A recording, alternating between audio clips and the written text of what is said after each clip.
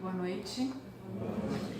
Sejam bem-vindos a essa casa de amor, a essa casa do caminho, que tanto nos ensina, que tanto nos orienta. Vamos então elevar os nossos pensamentos ao Criador, agradecendo a oportunidade de estarmos aqui para receber as orientações, o carinho, a energia que aqui viemos buscar conforme as nossas necessidades. Pai de infinita bondade, obrigado pela vida, obrigado por esta doutrina tão esclarecedora que tanto nos adianta o progresso. Que possamos aqui então, em sintonia com essa espiritualidade amiga, aprender, ouvir, esclarecermos-nos a respeito das coisas da vida, a respeito dos ensinamentos do Mestre e amigo Jesus. Que assim seja. Que assim seja. O Departamento da Família, juntamente com o departamento que organiza as exposições doutrinárias, sugerem alguns temas. E o tema de hoje é um tema sugerido pelo Departamento da Família para que a gente converse sobre esse assunto, que é o tema Os Órfãos, que consta no Evangelho segundo o Espiritismo. Mas antes de começar a nossa exposição, eu fico numa ordem bem depois sobre contar histórias. Então, o seu Jimenez, a Karina, quem já assistiu às palestras e às exposições deles, eles adoram contar histórias, né? Eu gosto, mas eu fico assim, que as minhas histórias não são assim, não tem o jeitão, né, do contador de história. Mas eu vou abordar um tema que para quem é jovem há mais tempo vai se lembrar. Hoje, quando alguém toca a nossa campainha, porque a maioria das pessoas hoje tem campainha, a gente não atende todo mundo, né? Porque a gente fica com receio, quem será que está tocando a campainha? Na minha época, eu já cheguei numa idade de juventude há mais tempo, que eu já falo isso, né? Na minha época, nem toda casa tinha campainha e a gente batia as pessoas, ô de casa. E a gente ia lá e a gente recebia com frequência a visita do vendedor de enciclopédia. É verdade ou não é? Ó, tem gente que tá fazendo assim, então é jovem que nem eu. E aí, esses vendedores de enciclopédia geralmente nos vendiam livros que auxiliava a gurizada na escola, porque hoje a gente vai lá no Google, a gente acha tudo pronto, e aqueles mais preguiçosos fazem Ctrl+C e Ctrl+V e a pesquisa, eles pensam que enganam os professores, né? Mas na minha época de juventude, a gente tinha que ir na biblioteca, porque nem todo mundo tinha dinheiro para comprar a enciclopédia que o vendedor batia na porta.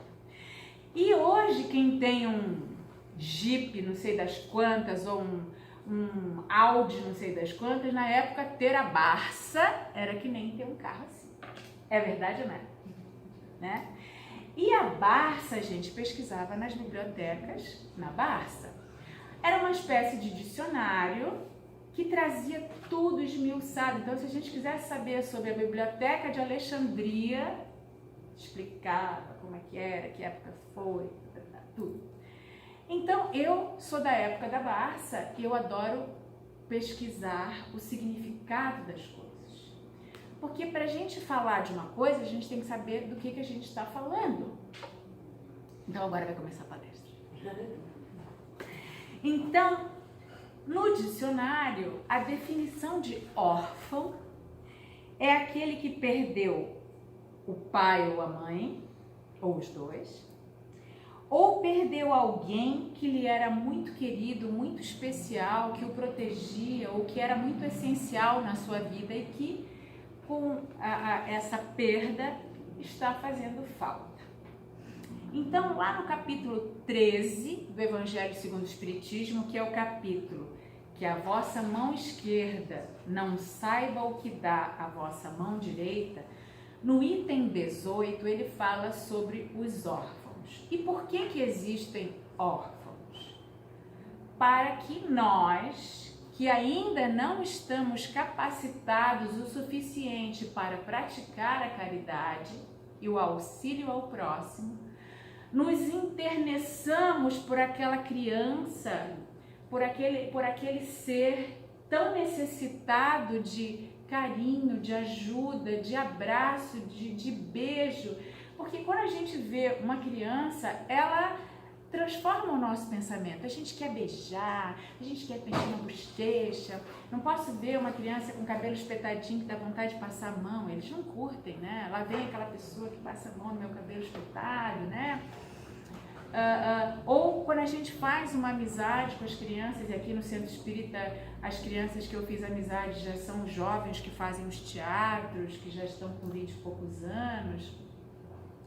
Então a gente consegue ter essa ternura e receber desse serzinho uma troca muito especial, que é o que os nossos filhos, alguns de vocês talvez já com netos, que trocam isso. Então, quando a gente vê um ser órfão, ela passa para nós uma necessidade que vem lá de dentro da gente auxiliar, né? Então, a infância é uma época muito especial nas nossas vidas. É uma época de aprendizado, de descobertas, de receber muito carinho, de receber a atenção dos pais. E hoje nós estamos vivendo que as crianças estão sendo criadas pelos tablets, né? Pelos celulares, porque o pai e a mãe não deixam de ficar no celular para sentar, brincar de panelinha, brincar de construir quebra-cabeça, de montar Lego, porque as redes sociais tomam muito nosso tempo.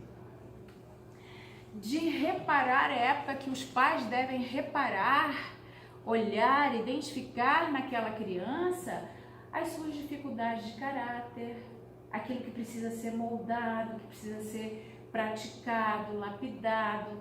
Então, por exemplo, eu sei de uma história que eu acho que era um trabalhador espírita que veio fazer palestra aqui. Ele tinha um filho que ele já sabia, já tinha tido a oportunidade de saber que seria um filho com algumas dificuldades, né? E veio capacitado para abraçar essa criança. E uma vez chegou na casa dele aqueles copinhos lá que o pessoal toma no bar dos martelinhos, né? Aquele copinho pequenininho assim. E aí a criança, quando viu aquele copo, ele ficou num êxtase. Opa, essa pessoa em criança tinha sido um alcoólatra nas vidas passadas. O que o pai fez? Opa, identificou o problema espírita que era, sumiu com todos os copinhos, que nem sei por que tinham ido parar na casa dele.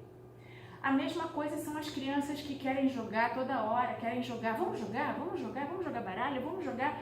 A gente tem que ter jogar de vez em quando é uma coisa, mas querer jogar o tempo inteiro, talvez essa pessoa em vidas passadas tenha tido problemas com o jogo, né? Então, a época da infância é a época que os pais têm que estar mais atentos para identificar essas dificuldades de caráter, já que eles são mais moldáveis para que a gente coloque-os no caminho reto, no caminho de Jesus, no caminho de Deus. Ou seja, a infância é a época de receber muito, muito amor. E às vezes essas crianças ficam órfãs, que o pai e a mãe falecem, ou o pai e a mãe ainda são espíritos inexperientes ou ignorantes na grande responsabilidade que é cuidar dos filhos que Deus confiou a eles. Porque quando a gente retornar para a pátria espiritual, em algum momento a gente vai ouvir a pergunta de Deus: o que fizestes com os filhos que eu te confiei? Nós temos uma responsabilidade para com os nossos filhos, que são filhos de Deus também. Então, talvez esses pais inexperientes são os pais que abandonam, mesmo estando presentes em casa. São os pais que são presidiários porque infringiram leis, e essas crianças não convivem com esses pais. Já tive notícias de crianças de 7, 5 anos, 5 anos não, acho que era 7 anos que essa criança tinha, que tentou suicídio porque os dois, o pai e a mãe, eram drogadictos, viviam indo e voltando para o presídio, para as casas de internação, de drogadição, e essa criança convivia com drogas, com abandono, até que ela cansou e ela, aos 7 anos, tentou suicídio. Então, é um tipo de orfandade, né? Às vezes, esses pais os violentam física e sexualmente ou psiquicamente, porque são pais que ignoram a importância. Talvez foram filhos de pais que também os abandonaram, que não conhecem Deus na sua vida, porque talvez esses pais deles não souberam ensinar oração, ensinar prece, ensinar a oração do anjinho da guarda, a oração do meu anjinho, meu bom amiguinho, me leve sempre para o bom caminho, não fizeram o evangelho no lar com eles, não trouxeram para a evangelização, seja em que religião for. E essas crianças são às vezes tiradas do pátrio poder materno e paterno à força, porque o governo, o conselho tutelar entende que elas estão em situação de risco. Só que para aquela criança, mesmo no meio dessa situação toda de risco, ainda é a referência deles. E aí eles ficam órfãos de pais vivos. Eles sentem falta, mesmo que esses pais ainda sejam aqueles que ignoram a importância da maternidade e da paternidade, mas é a referência deles, né? E aí Deus coloca na nossa caminhada, seja de que forma for, esses órfãos ou órfãos de verdade, para que nós nos sensibilizemos com as campanhas, com as instituições, com os abrigos, com os orfanatos, com as campanhas de fazer o Dia da Criança, de fazer o Natal, de fazer as festas, que a gente vê, às vezes, 1000 e poucas crianças indo receber um presentinho, brincar no pula-pula, brincar com um palhaço. Por quê? Porque elas nos enterneceram. Que essa é a finalidade de despertar em nós a caridade, a ternura, que às vezes nós esquecemos que é importante, né?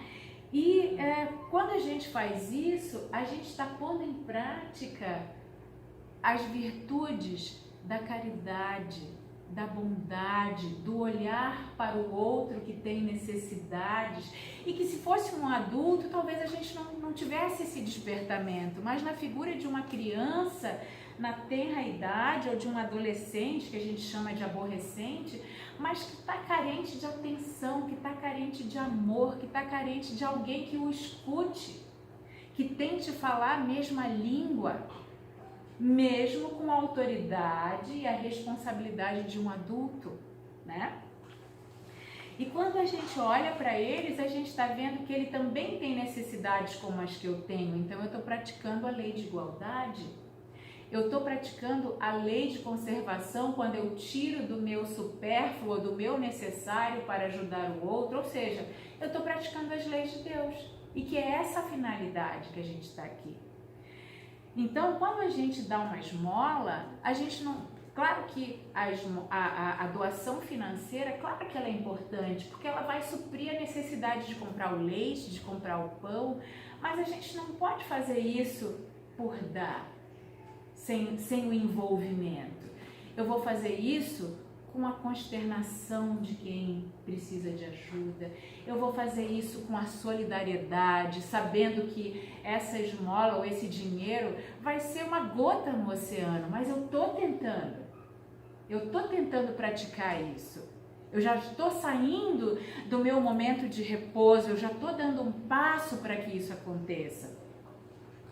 Eu vou precisar fazer isso, às vezes, com um sorriso, com um abano, com um tchau-tchau, com mandar um beijinho, porque talvez aquela criança esteja precisando daquele olhar, daquele brilho do olhar que ela vai enxergar de forma diferente. Isso é a prática da caridade. E a orfandade, quando a gente fala sobre o perder alguém que me é muito importante, ou perder alguém que cuida de mim, que me faz falta, né? Essa orfandade, muitas vezes, não é a orfandade pela morte, é a orfandade pelo abandono, como eu estava falando para vocês. E aí, para a gente refletir, e aí quando eu fui montar a exposição, eu disse, nossa, mas essa palestra vai demorar 10 minutos se eu for falar só do que está escrito no Evangelho, né? E aí eu comecei a pensar assim, qual é a finalidade de nós estarmos aqui? É a evolução e o progresso, é aprender a amar, é construir vínculos, é construir afetos, é construir laços coesos de amor, de fraternidade, de amizade, né? E aí, quando a gente se isola no nosso mundinho, a gente está órfão da gente mesmo. Porque quando eu olho para mim mesmo, e qual é a pessoa mais importante que eu tenho que olhar? Sou eu, mas eu não no sentido da apologia do egoísmo, não, mas porque eu tenho que olhar para mim me enxergar avarento, eu tenho que trabalhar isso. Para me enxergar egoísta, eu tenho que trabalhar isso. Então, se eu não olhar para mim mesmo e eu me perder, por exemplo, nas redes sociais, cuidando do que os outros fazem da vida deles, ou postando uma vida de beleza, de coisa que não é a minha vida, para todo mundo pensar que eu sou feliz e eu estou infeliz, né? Então, eu estou órfão de mim mesmo. Eu estou órfão da minha família, porque eu não me relaciono com eles. Eu fico trancada no meu quarto, mexendo no computador, vendo série, vendo filme, em que eu podia estar conversando, interagindo, vendo futebol junto com meu pai, para torcer junto, dar gargalhada, né? Comendo à mesma mesa sem o celular, porque eu lembro, porque eu também já tive filhos adolescentes, que comiam mexendo no celular. Eu disse, na mesa não pode ter celular, o celular fica lá na bancada, a gente vai comer sem celular. E hoje que o celular tomou proporções, eu falo assim, gente, porque eu era da época que nem telefone fixo em casa eu tinha, né? Então o celular é uma coisa diferente de algumas pessoas aqui que já nasceram com o celular, né? E aí eu também tenho que me policiar para deixar o celular de lado de vez em quando, porque ele nos faz ficar órfãos da companhia do filho, da companhia do esposo, da esposa, de ler um bom livro, de fazer o evangelho no lar, de aprender sobre Jesus, né? Então, essa orfandade pode ser da nossa família, de estarmos tristes, valorizando coisas fúteis, deixando para trás as coisas preciosas. Será que a gente não está se fazendo órfão de Jesus e do Criador?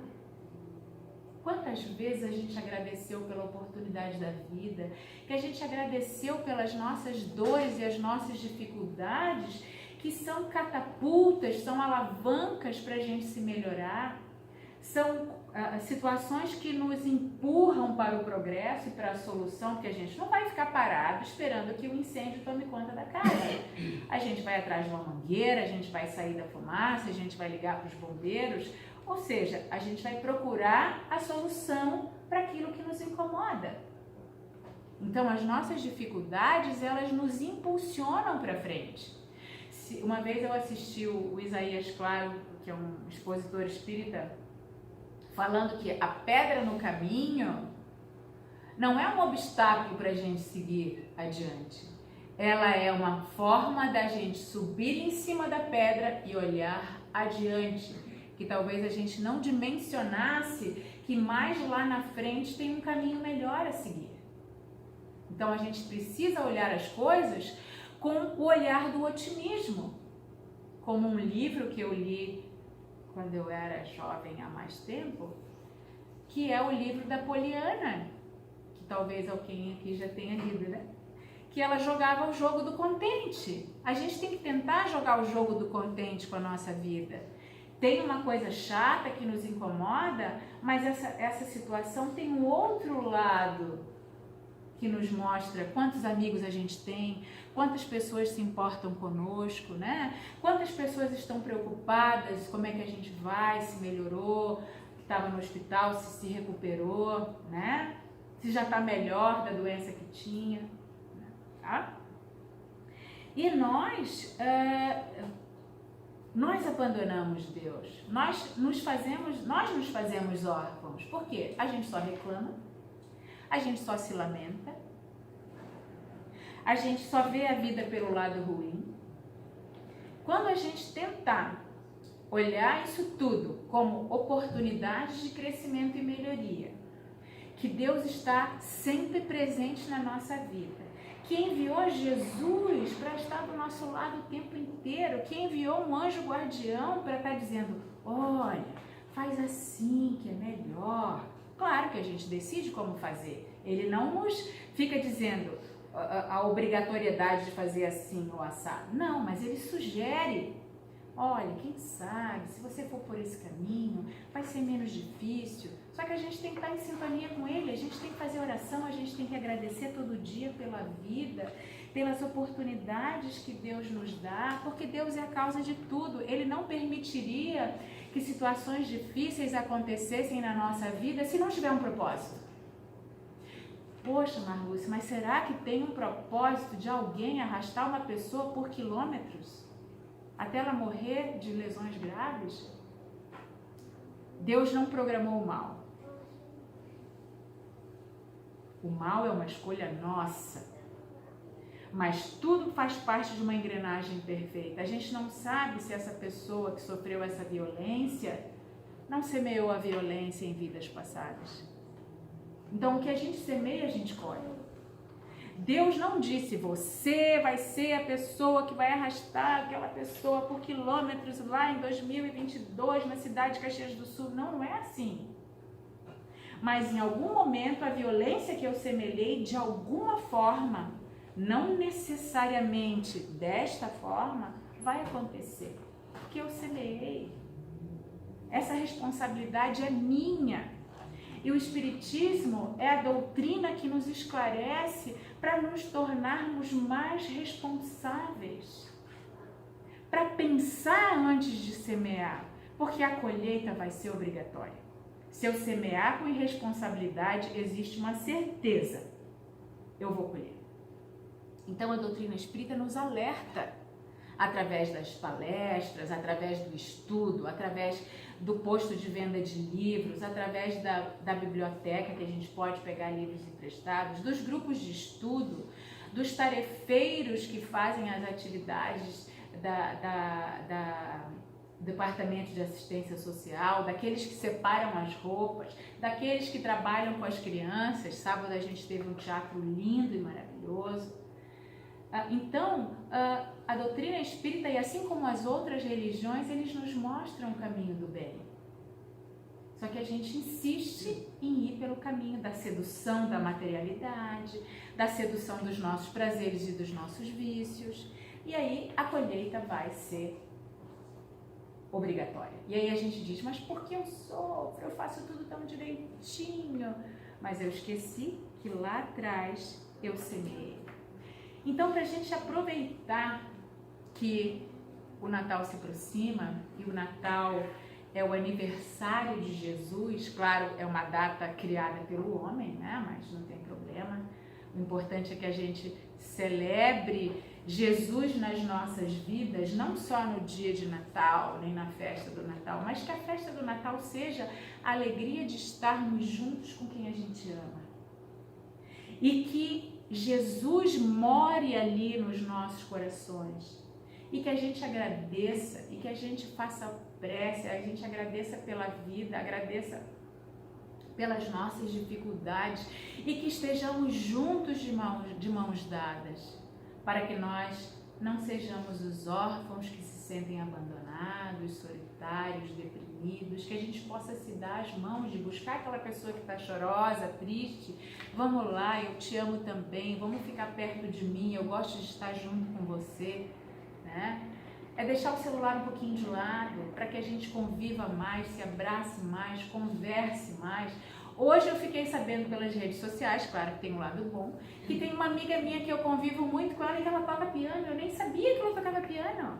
Teve um lado bom, né? Eu elogiei, parabéns que você trabalha com a música é uma coisa que nos faz tão bem, né? E ela achou legal eu ter elogiado ela por já estar indo no caminho da música. Então, eu não estou fazendo apologia anti-celular, é só para que a gente use as coisas com parcimônia, deixando que a conversa, o abraço, o olho no olho, o sentir Deus comandando as nossas vidas, mas um comandando, permitindo a nossa liberdade. Deus não diz assim, eu vou te mandar para o lado de lá e você só pode ir para o lado de lá. Não, a gente tem a liberdade de ir para o lado de cá, mas depois eu vou ter que assumir a responsabilidade, porque o caminho que eu escolhi parecia mais florido, mais lisinho, mas vai demorar mais tempo a me trazer o progresso. Deus tinha me dado um caminho um pouquinho mais cheio de pedra, de buraco, né?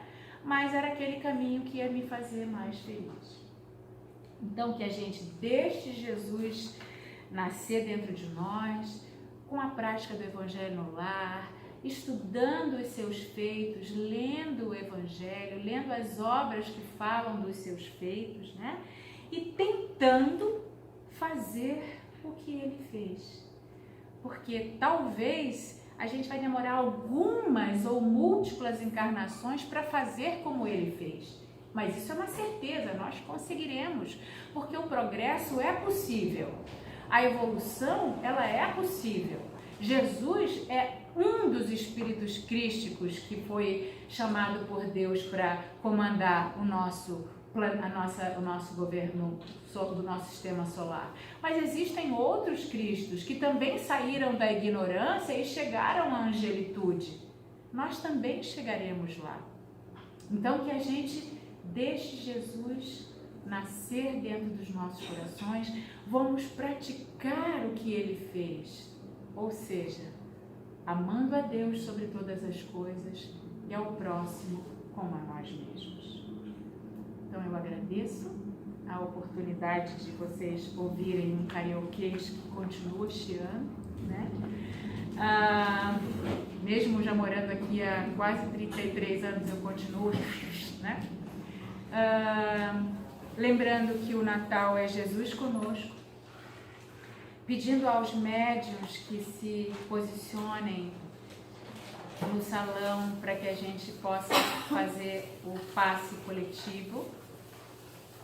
E que nós, com a proximidade do Natal, elevando o pensamento a esses benfeitores e amigos que estão aqui comparecendo para derramar sobre nós aquilo que necessitamos, aquelas energias benfazejas, refazedoras das nossas dificuldades do corpo material, e com o pensamento em Deus, o pensamento em Jesus, agradecidos pela oportunidade da vida, que saiamos daqui refeitos, animados, cheios de coragem para o enfrentamento daquilo que é nosso, que é a nossa colheita, mas que Deus e Jesus e esses anjos protetores estão abraçados conosco para que não fraquejemos nesta caminhada, que sejamos firmes através dessa doutrina que tanto nos orienta e esclarece. Obrigada, Pai, por estarmos juntos nessa encarnação e que a harmonia e a paz do Mestre Jesus esteja conosco hoje e sempre. E que assim seja.